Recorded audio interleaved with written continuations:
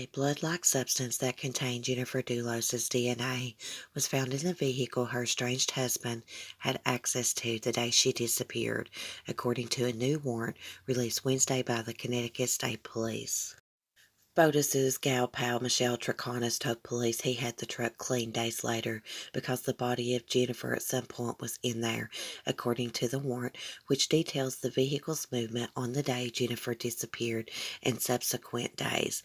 The 38-page state police warrant contains explosive new details on the missing case. Dulos was rearrested Wednesday and charged with tampering with or fabricating physical evidence, according to the warrant. This is in addition to previous charges in the case.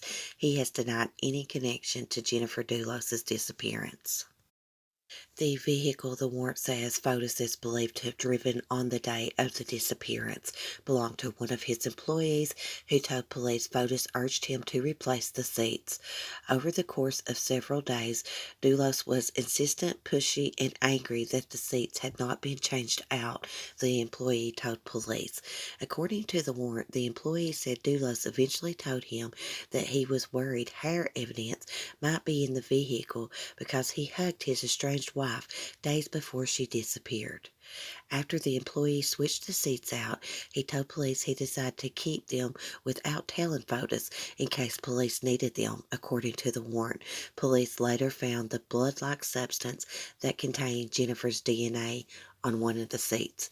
Police say they don't believe the employee was involved in the crime, according to the warrant. Police also found what detectives called alibi scripts in the business office of Fotis's company, according to the arrest warrant. The handwritten notes outlined specific times and activities for the day Jennifer was reported missing and the day after, according to the warrant. The notes were written by Fotis and Michelle to help them remember their activities, Turkana said, according to the warrant. The notes also listed the times and durations of phone calls and individuals called, according to the warrant. The notes were proven to be inaccurate and included alibi witnesses who were later determined to be false, according to the warrant, and Michelle later admitted the events did not happen. In the warrant, police also presented still photos of Jennifer's vehicle heading towards her residence at 8:05 a.m. on the day she was reported missing. The image is captioned, "This photograph is the last known photograph of Jennifer alive." At the time this footage was recorded, Fotis is believed to have been lying in wait at 69 Wells Lane for his wife to return home. The crime and cleanup are believed to have occurred between 8:05 a.m. and 10:25 a.m.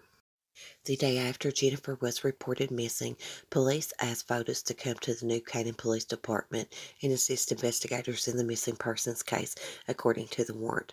Dulos arrived with his attorney, but Fotis briefly met with investigators by himself in the lobby of the building. Fotis' attorney joined his client shortly thereafter and told investigators that he and his client were leaving and would not provide an interview to police, according to the warrant. Police asked to see Fotis' cell phone and asked him to unlock the phone, which he did, and detectives told him his cell phone was being secured as evidence. Dulos refused to consent to police examining his phone and left without providing any information on his wife's disappearance, according to the arrest warrant. A warrant to search the phone was later obtained and further linked Fotis to the disappearance, the arrest warrant states.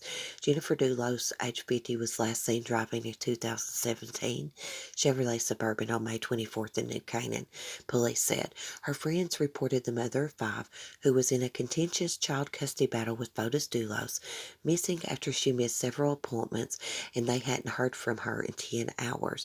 Authorities found her car near a park not far from her house. Images in the new arrest warrant show a vehicle believed to be Fotis's employee's truck parked about 100 feet from where the missing woman's Suburban was later found abandoned. The warrant alleges that Fotis parked his borrowed truck, then went into his wife's estranged home to lie in wait for her to return. It alleges he drove her body away from her home in her car and then put the body into the borrowed truck. Her body has not been found. Fotis's attorney, Norm Pattis, reacted to the new arrest? It sounds like the state is trying to convince itself that Fotis is responsible for Jennifer's disappearance. When and if the state decides it can prove its case, we will welcome the chance to meet the case in open court. The new warrant speaks of lying lover and a handyman with something to hide. When do we get the chance to question these folks? Fotis Dulos posted a $500,000 bail on the new charges Wednesday, according to the warrant, and is scheduled to be back in court on this new charge on September 12th. Thanks for watching, guys. As always, leave me your thoughts and opinions below in the comment section. Well, that was a very interesting article that I just read to y'all. I knew he was involved in this, and I knew Michelle Treconis would save her own skin. When are they going to charge this man for murder? Looks like to me, it's my opinion, from what I read, that they have enough DNA evidence to charge him for murder and get a conviction. But I guess the prosecutors are playing it smart. They're trying to get Jennifer's body back, locate her body, and they want to make sure that when they charge him, that he's going to get convicted.